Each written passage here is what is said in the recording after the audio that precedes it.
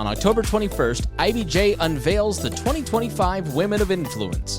Join us to celebrate Indy's most inspiring leaders and hear the powerful stories behind their success. Don't miss this moment. Register now at ibj.com/influence2025. This is Inside Indiana Business Radio for the morning of Wednesday, October 15th, 2025. I'm Alex Brown.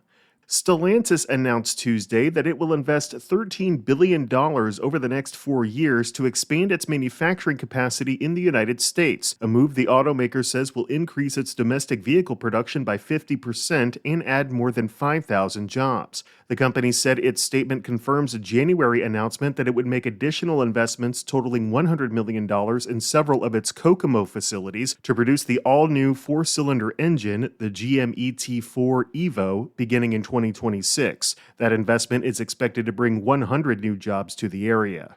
Amazon said Tuesday that it's looking to fill 250,000 full-time, part-time, and seasonal positions nationwide ahead of the holiday shopping season, including about 8,500 jobs in Indiana. The online retail giant said it is offering flexible scheduling options with average wages of more than $19 per hour for seasonal positions. Regular full and part-time employees earn an average of $23 per hour with benefits. About 4,000 of the holiday jobs in Indiana will be located in the Indianapolis metro area.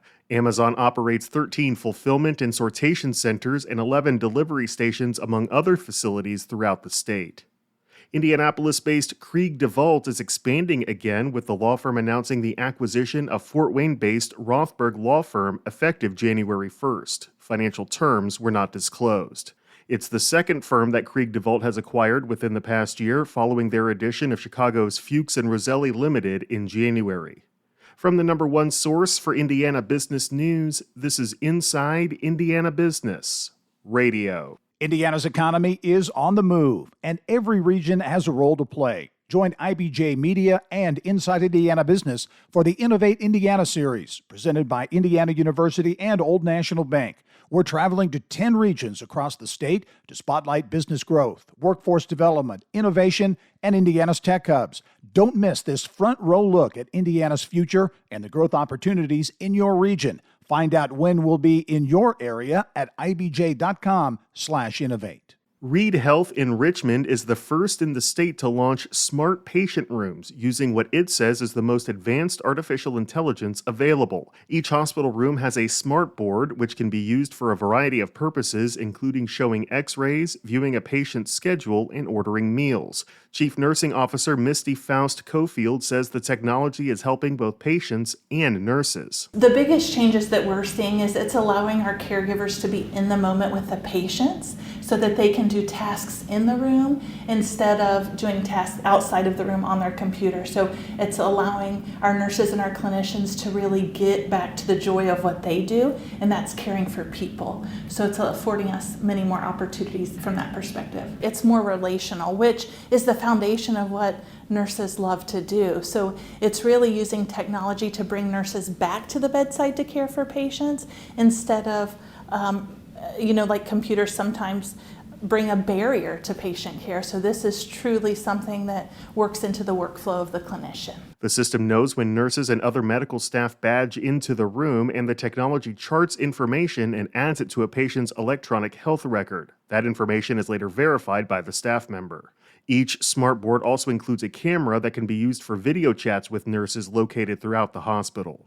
The Indiana State Board of Animal Health is reporting 3 new cases of highly pathogenic avian influenza, or bird flu, at commercial duck farms in northern Indiana. As a result, a total of more than 16,500 birds in Elkhart and LaGrange counties have been placed under quarantine. The names and specific locations of the duck farms were not released. The state says testing will be done at nearby flocks to verify that the virus has not spread to other areas. The new cases come less than a week after 2 additional cases were reported in the same counties. These are the first instances of bird flu in Indiana since May. Republic Airways President Matt Koskell is this week's guest on the Business and Beyond podcast with Gary Dick, presented by PNC, a weekly conversation with high-profile Hoosiers in business, sports, and entertainment, and beyond. Available now from your favorite podcast provider.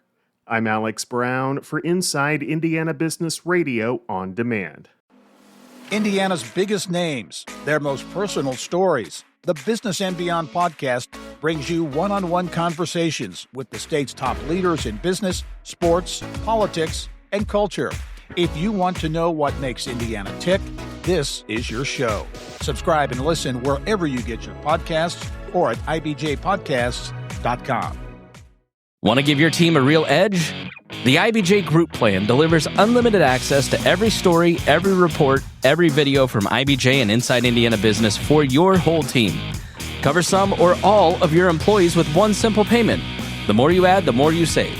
It's smart, it's flexible, and it saves you up to 30% off the standard rate. Already have IBJ subscribers in your office? Group up and save big. Learn more and get started now at ibj.com/group-plan.